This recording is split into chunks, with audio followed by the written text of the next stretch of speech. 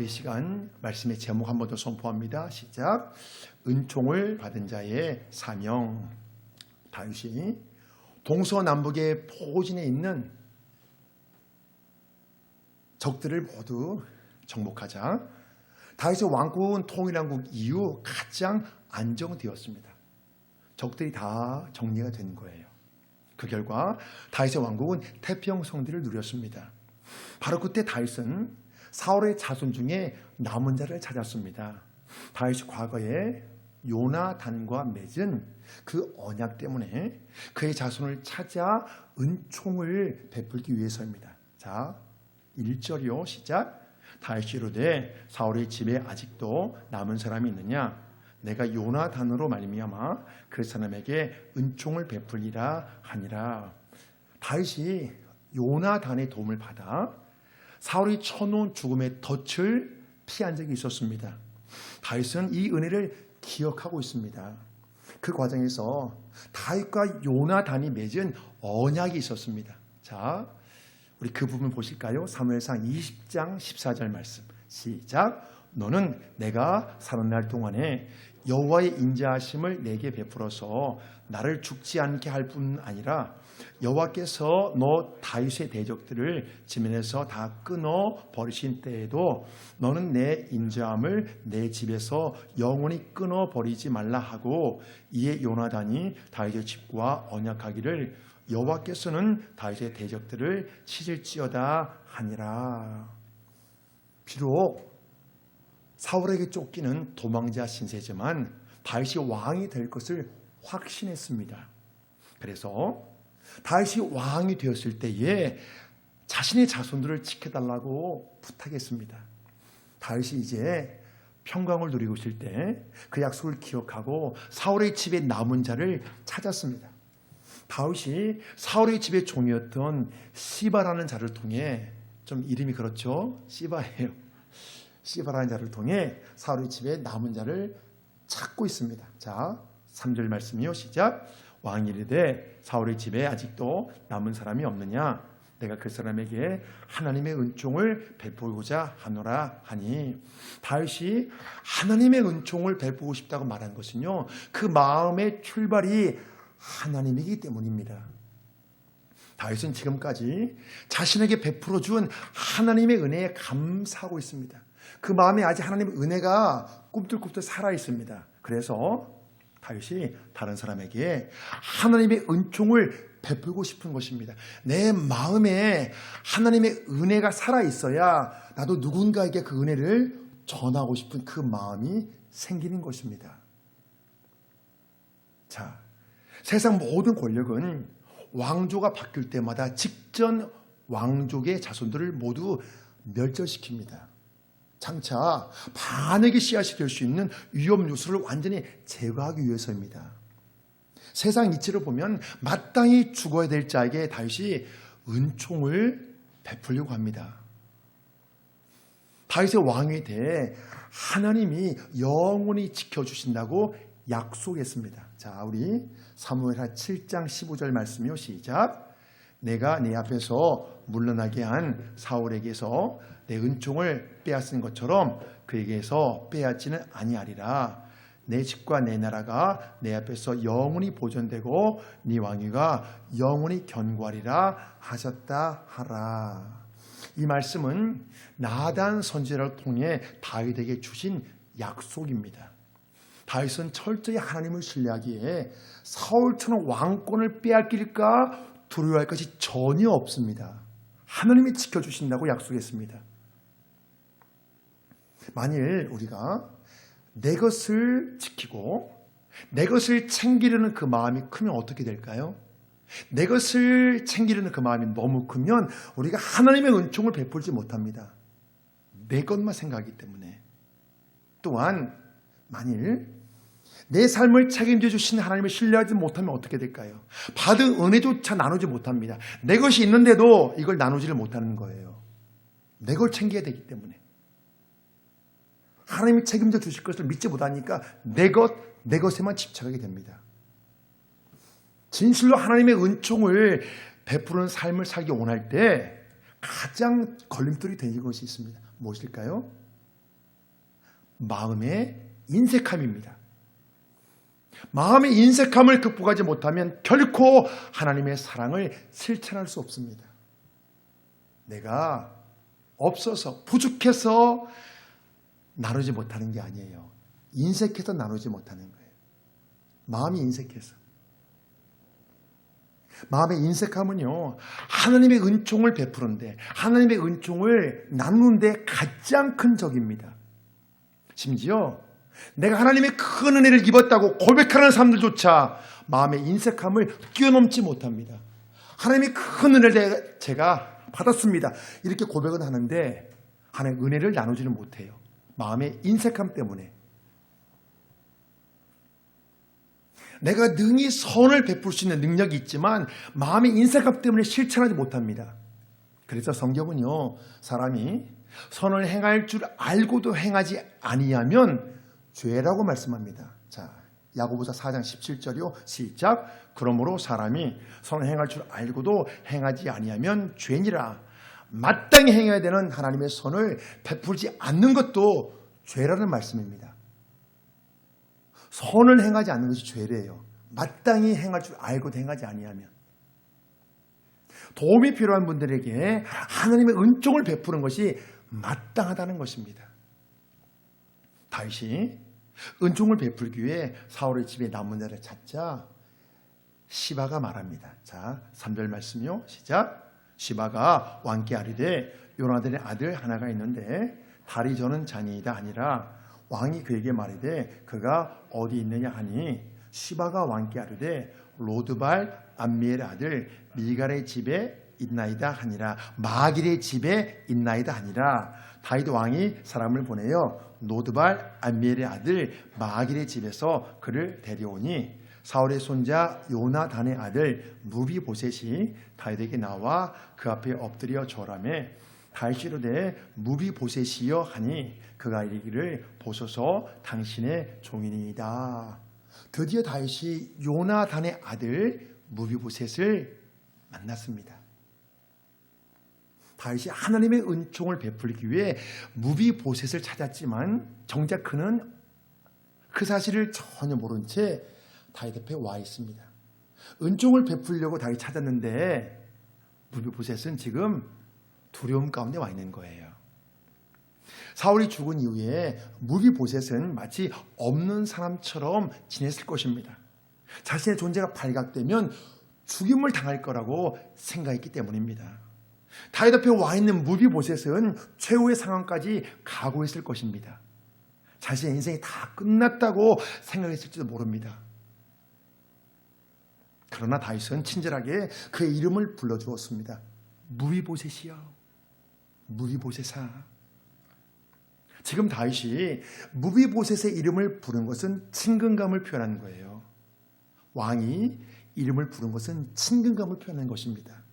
그런데 무비보셋이 무엇이라고 답변합니까?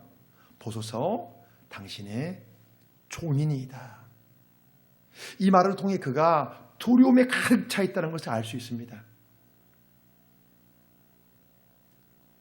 패망한 왕족의 한 사람으로서 새로운 왕인 다윗 앞에서 두려워 떨며 긴장할 수밖에 없습니다. 지금 다윗과 무비보셋의 관계는 하나님과 인간의 관계를 상징합니다. 하나님과 인간의 관계.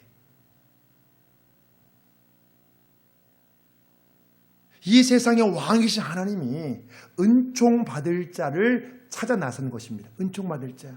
이것은요, 사람의 조건과 상태를 전혀 묻지 않는 무조건적인 사랑입니다. 무조건적인 사랑. 다윗이 무비보셋에 대해 전혀 묻지 않는 것처럼 하나님의 사랑은 과거를 묻지 않습니다. 여러분 기억하십시오. 하나님의 사랑은 과거를 묻지 않아요.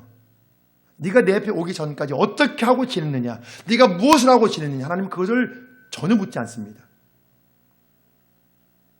그러나 많은 사람들이 하나님을 두려워하고 외면합니다. 자신의 과거 때문입니다. 사람들이 하나님을 외면하는 밑바닥에는요, 두려움의 감정이 있습니다. 두려움의 감정. 두려움 때문에 하나님의 사랑을 거부하는 것입니다. 하나님이 왜 나와 같은 자를 사랑하시냐는 거예요. 어떻게 나 같은 자를 위해 하나님의 아들이 십자가에서 죽으셨냐는 거예요. 어떻게 나 같은 자를 위해. 이 사실이 도저히 믿기지 않기에 하나님의 사랑을 외면하는 것입니다. 두려운 거예요. 그래서 하나님 이야기를 하면 듣지 않으려고 하잖아요. 두렵기 때문에. 그래서 성경이 이렇게 말씀합니다. 성경은 이렇게 말씀해요. 자, 요한일서 4장에 나오는 말씀이요. 시작. 사랑은 여기 있으니 우리가 하나님을 사랑한 것이 아니요 하나님이 우리를 사랑하사 우리 죄를 속하기 위하여 화목제물로 그 아들을 보내셨습니다. 사랑하는 자들아, 하나님이 이같이 우리를 사랑하셨은즉 우리도 서로 사랑하는 것이 마땅하도다. 다윗은 자신이 왕이기에 무비보셋의 모든 것을 회복시켜 줄 수 있습니다. 맘만 먹으면 할 수 있는 거예요. 마찬가지로 하나님은 이 세상의 왕인 시기에 우리의 모든 것을 회복시켜 주실 수 있습니다. 하나님은 하실 수 있어요. 하나님은 못하실 것이 없어요. 지금 이 시대에도 하나님의 은총이 절실히 필요한 자들이 아주 많습니다. 정말 많아요. 절망의 늪에 빠져 힘들어하고 한숨 쉬며 고통스러워하면서도 하나님 앞에 나오지 않습니다. 하나님의 은혜와 사랑을 믿지 않기 때문이에요. 믿지 않기 때문이에요. 이 세상에요, 사랑을 싫어하는 사람 단 한 사람도 없습니다. 어느 누구도 사랑을 싫어하지 않아요. 누구나 다 사랑을 원합니다. 사랑받기를 다 원합니다. 하나님의 사랑을 믿지 않기 때문에 받아들이지 않는 거예요. 믿지 않는 거예요.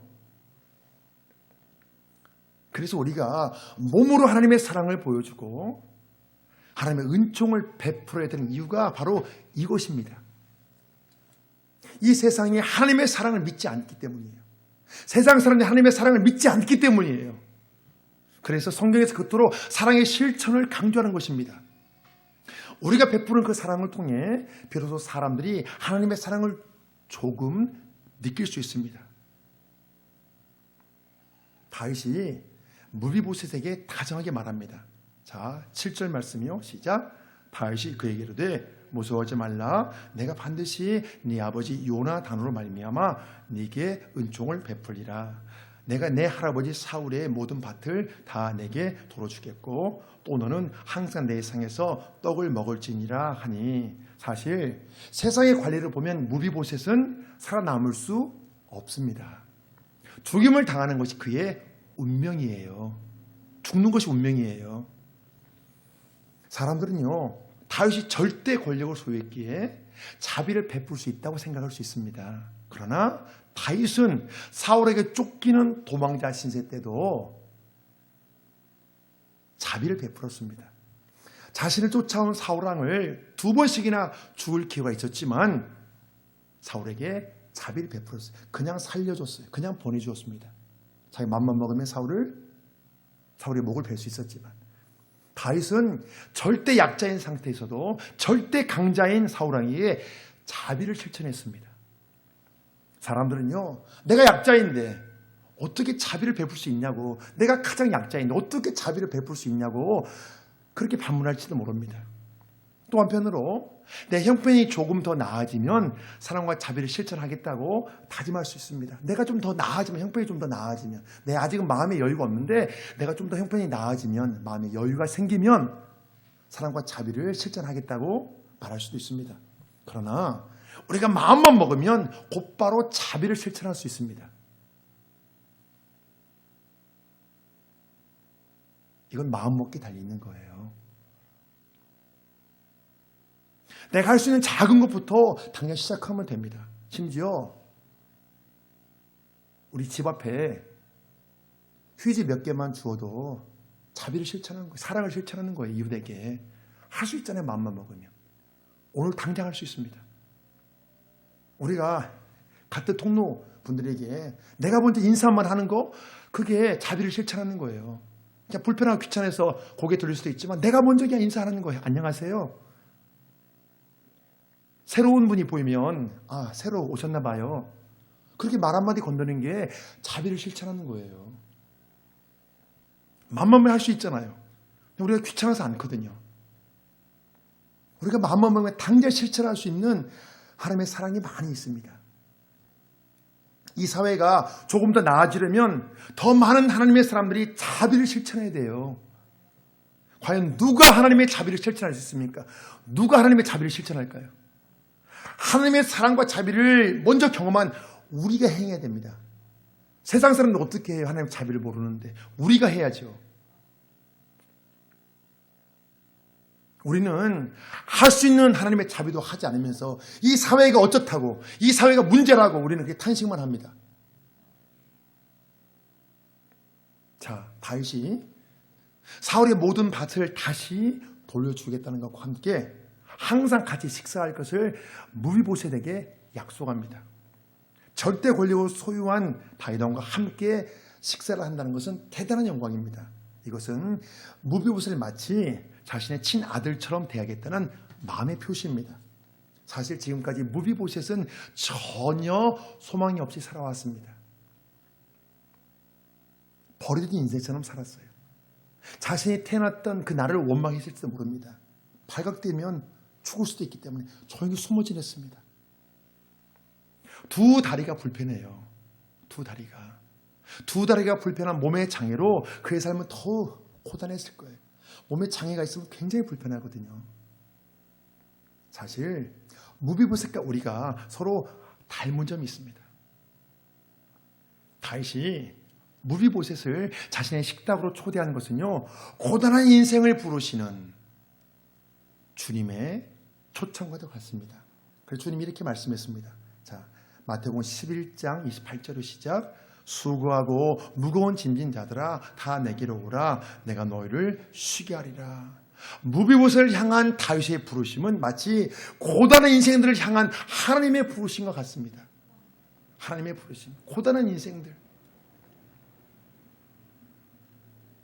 성경을 보면 항상 하나님은 은혜 베푸기를 작정하시고 누군가를 부르십니다. 은혜 베푸기를 작정하시고. 그래서 창세기에서 하나님이 아담아 네가 어디 있느냐 부르셨습니다.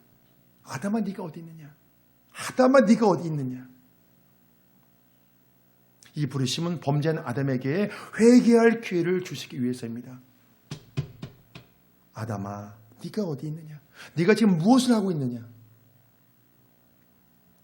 또 하나님이 아브라함을 부르신 것은 복을 주시기 위해서입니다. 자, 우리 창세기 12장 1절이요 시작. 여호와께서 아브라함에게 이르시되 너는 너의 고향과 친척과 아버지의 집을 떠나 내가 내게 보여줄 땅으로 가라. 내가 너로 큰 민족을 이루고 내게 복을 주어 내 이름을 창대하게 하리니 너는 복이 될지라. 이 부르심에 아브라함의 순종함으로 그가 이스라엘 조상이 되는 큰 복을 받았습니다. 마치 버려진 인생 같았던 무비보셋이 다윗의 부르심을 통해 인생이 완전히 바뀌었습니다. 모든 것이 다시 회복되고 항상 왕과 식사하며 교제할 수 있는 특권을 부여받은 거예요. 왕의 식탁에 항상 초대됩니다. 마찬가지로 그 어떤 황무지 같은 인생도 하나님의 부르심을 통해 새롭게 바뀔 수 있습니다. 하나님의 부르심을 통해. 중요한 것은요, 복 주시기 위한 하나님의 부르심에 순종하는 거예요. 하나님의 부르심에 순종하는 거예요. 저도 이 부르심이 있었습니다. 앞으로 갈 수도 없고 뒤로 갈 수도 없는 그 진퇴양난의 상황에서 하나님께서를 부르시더라고요. 그때 하나님께 손을 들었습니다. 완전히. 앞으로도 갈 수도 없고 뒤로 갈 수도 없는 거예요. 하나님께 손 드는 것 외에는 다른 방법이 없더라고요. 하나님께 손 돌려서 하나님 붙들리니까 하나님이 제 인생을 쫙 끌고 가시더라고요. 그래서 우리가 어떤 상황에 있든지 하나님의 부르심에 온전히 내가 순종하면, 하나님의 손만 들고 온전히 순종하면 하나님께서 살 길을 열어주신다는 것을 저는 확신합니다. 제가 체험했기 때문에. 우리가 기억해야 될 것은요, 하나님의 부르심에는 상이 있다는 사실이에요. 상이. 상이 있습니다. 좋은 것을 주시기 위해 부르시는 거예요. 좋은 것을 주시기 위해, 은혜를 주시기 위해. 우리 하나님의 부르심에 온전히 손을 들면요, 살 길이 열립니다.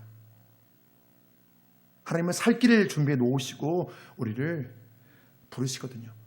온전히 손을 드는 게 중요해요. 온전히 손을 드는 게 중요해요. 자, 마음의 감동을 주는 간증들의 공통점이 있습니다.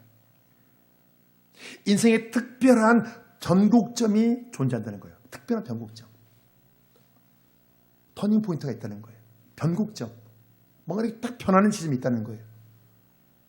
그런데 인생의 특별한 변곡점은 대부분요, 하나님의 부르심으로부터 시작됩니다. 하나님 불렀을 때 완전히 손을 딱 들면 인생이 탁 바뀌는 거예요. 거기 그 점부터 딱 꺾어지는 거예요. 완전히 손을 드는 게 중요해요. 이렇게 드는 것이 아니라 완전히 손을 드는 것. 성경 본문에서 다윗 왕의 부르심이 무비보셋의 인생의 변곡점이 되는 것과 같은 이치입니다. 다윗이 베풀어진 은총에 감격한 무비보셋이 말합니다. 자, 8절 말씀이요, 시작. 그가 절하여 이르되 이 종이 무엇이기에 왕께서 죽은 개 같은 나를 돌아보시나이까 아니라. 지금 무비보셋이 자신에 대해 죽은 개라고 표현한 것은 그의 인생이 얼마나 비참한지 단적으로 말해주고 있습니다. 죽은 개 같은 나를 살리신 하나님. 사울이 죽은 이후에 마치 죽은 개처럼 바짝 엎드려 살아왔습니다. 이 당시 문화에서요, 자기를 죽은 개라고 비유하는 것은요, 아주 비참하게, 아주 자기를 정말 낮아질 때 최하로 표현하는 거예요.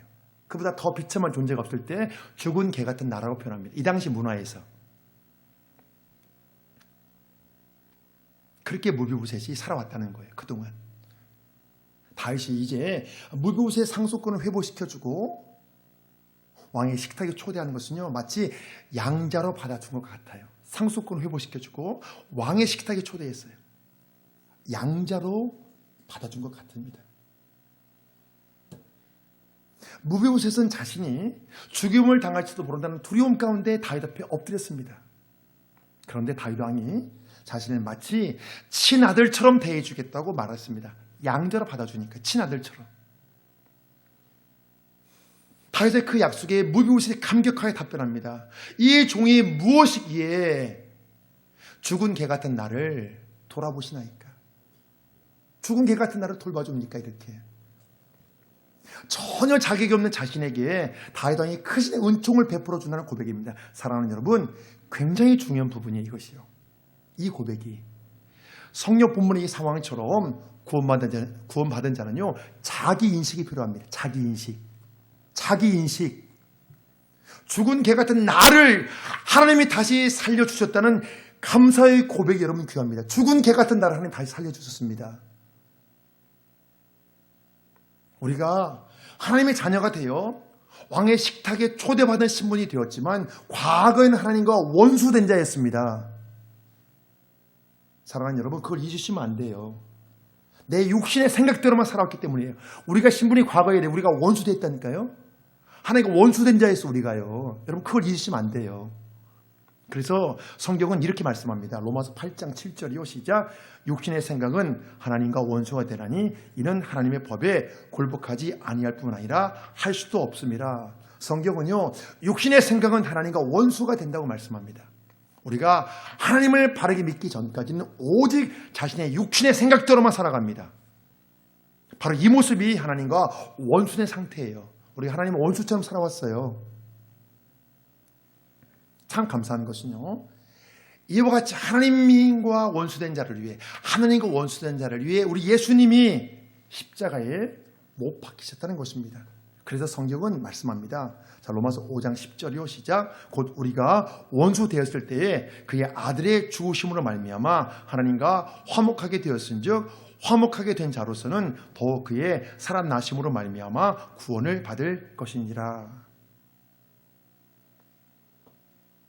사람에게 가장 중요한 것은 무엇일까요? 구원의 문제입니다. 우리가 보세요. 구원의 문제가 정말 해결되었다면, 구원의 문제가 정말 해결되었다면 내 인생에서 가장 중요한 문제가 이미 풀린 거예요. 정말로 해결되었다면 가장 중요한 문제를 하나님이 이미 풀어주신 거예요. 가장 중요한 문제가 풀린 거예요. 내가 구원받았던 이 확신이 한 사람의 인생을 얼마나 활기차게 하는지 모릅니다. 우리는 이것이 해결되지 않아서 마음이 힘들다고 어렵다고 할 수 있는데요. 여러분 그렇지 않아요. 속는 거예요. 그러면요. 이 구원의 문제, 이게 정말 해결되었다면 이것이 우리 인생을 얼마나 활기차게 해주는지 몰라요. 오늘 죽어도 두렵지 않잖아요. 강력한 구원의 확신에서 강력한 하나님의 능력이 나옵니다. 사랑하는 여러분, 하나님의 능력은요, 강력한 구원의 확신에서 나와요. 내가 강력한 구원의 확신이 있을 때 거기에서 강력한 하나님의 능력이 여러분 나오는 거예요. 그러나 사랑하는 여러분, 이 구원의 확신과 동시에 나는 구원받을 자격이 전혀 없다는 철저한 자기 인식이 또한 필요합니다. 이게 여러분 둘 다 필요한 거예요. 구원의 확신과 함께 나는 전혀 구원받을 자격이 없는데 내가 하나님과 원수된 자였는데 내가 이렇게 하나님 구원받았습니다. 하나님 감사합니다. 그래서 사도 바울도 내가 죄인 중에 괴수라고 그렇게 말하잖아요. 내가 죄인 중에 괴수였다. 마치 죽은 개와 같이 비참했던 나를 하나님이 다시 살려주셨다는 이 고백이 살아있을 때 우리가 하나님의 은혜에 끝까지 감사할 수 있습니다. 사랑하는 여러분, 큰 은혜를 받은 자들이 왜 마음이 변할까요? 자신의 과거의 모습을 잊어버리는 거예요. 내가 과거에 하나님과 원수되었고 내가 죽은 개 같은 그런 자였는데 그런 나를 하나님께서 이렇게 은혜를 베풀어 살려주셨는데 그걸 잊어버리는 거예요. 그러니까 지금은 괜찮은 모습에 마음이 높아지고 하나님의 은혜를 까먹는 거예요. 그래서 우리가 구원의 확신과 동시에 또 하나 철저한 자기인식. 하나님께서 죽은 개 같은 나를 이렇게 살려주셨군요. 하나님과 원수되던 나를 하나님 이렇게 살려주셨군요. 그런 은혜에 대한 감사가 여러분 함께 필요하다는 것입니다. 그래 우리가 끝까지 감사할 수 있어요. 끝까지. 자, 이제 그 이후의 상황을 보면 다윗은 사울에게 속했던 모든 땅을 무비보셋에게 돌려주었고 시바 집안의 모든 사람들이 이제 종이 되어 그 밭을 경작하도록 했습니다. 또한 무비보셋은 마치 왕의 아들처럼 다윗의 식탁에서 함께 먹었습니다. 성경 본문은요 마지막으로 무비보셋에 대해 이렇게 소개합니다. 자, 우리 13절 말씀이요. 시작. 무비보셋이 항상 왕의 상에서 먹음으로 예루살렘에서 사니라. 그는 두 발을 다 절더라. 이 말씀은요 다윗이 베푼 사랑과 무비보셋의 인간적인 약점을 함께 보여주고 있습니다. 비록 그가 두 다리를 저는 장애를 갖고 있지만 왕궁에 거했습니다. 또한 다윗과 한 상에서 먹고 마시며 교제했습니다. 자, 다윗 시대는 본래요 장애를 가진 사람은 왕궁에 아예 들어올 수 없습니다. 만일 무비보셋이 자신의 약점 때문에 다윗의 은총을 거부했다면 어떻게 되었을까요? 나는 이런 약점이 있어요. 난 그래서 당신의 은총을 나는 받을 수가 없어요. 이렇게 거부했다면 어떻게 되었을까요? 왕의 식탁에서 함께 먹고 마시며 교제하는 이 은총을 누리지 못했을 거예요. 그러나 무비보셋은 다윗이 베푸는 은총을 거절하지 않았습니다. 자신의 약점 때문에 자신의 과거 때문에 거절하지 않고 받아들였습니다. 그 결과 다윗이 약속했던 모든 것들을 다 누리는 큰 복을 받았습니다. 다윗이 약속했던 모든 걸 다 누리는 큰 복을 받은 거예요. 다윗을 만난 이후에 무비보셋의 삶은 완전히 달라졌습니다. 그가 누리는 왕의 식탁이 얼마나 풍성할지 한번 상상해 보십시오.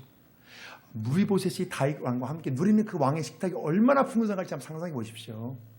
이것은 그가 왕궁에서 다윗과 함께 지냈기 때문에 누릴 수 있습니다. 자, 말씀의 결론을 맺겠습니다. 지금 이 시대에도 내적으로 목마르는 심령들이 너무 많습니다. 참다운 소망을 찾지 못해 자신의 마음 둘 곳이 없어 방황합니다. 무비보셋처럼 소망이 끊어진 자에게 하나님의 은총을 전하며 새 소망을 주는 것이 교회의 사명입니다.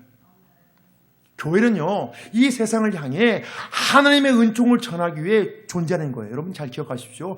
교회는 이 세상을 향해 하나님의 은총을 전하기 위해 존재하는 것입니다. 하나님의 사랑과 은혜를 전하기 위해 교회는 존재하는 거예요. 우리가 이 땅에 사는 동안 하나님의 은총을 베푸는 삶을 선택이 아닌 사명으로 생각하십시오. 이건 여러분 선택이 아닙니다. 이건 사명이에요. 내가 먼저 하나님의 은총을 받았기 때문이에요. 인간을 향한 하나님의 은혜와 사랑은요, 영원히 마르지 않는 생과 같아요. 영원히 마르지 않아요. 내가 하나님의 은총을 퍼주면 그 은총이 나에게 또 채워지는 거예요. 여러분, 영원히 마르지 않습니다. 모든 목마른 자들의 갈증을 능히 채워줄 수 있어요. 그래서 주님은 누구든지 목마르거든 내게로 와서 마시라고 말씀했습니다. 주님은 그가 누구이든 제한하지 않습니다. 목이 마른 자는 다 내게로 와서 생수를 마시라는 거예요. 다윗이 하나님의 은총을 전하는 귀한 통로로 쓰임받는 것처럼 우리가 이 시대에 하나님의 은총을 전하는 귀한 통로가 되어 목마른 자들을 주님 앞으로 많이 인도할 수 있기를 주의 이름으로 축복합니다. 아멘.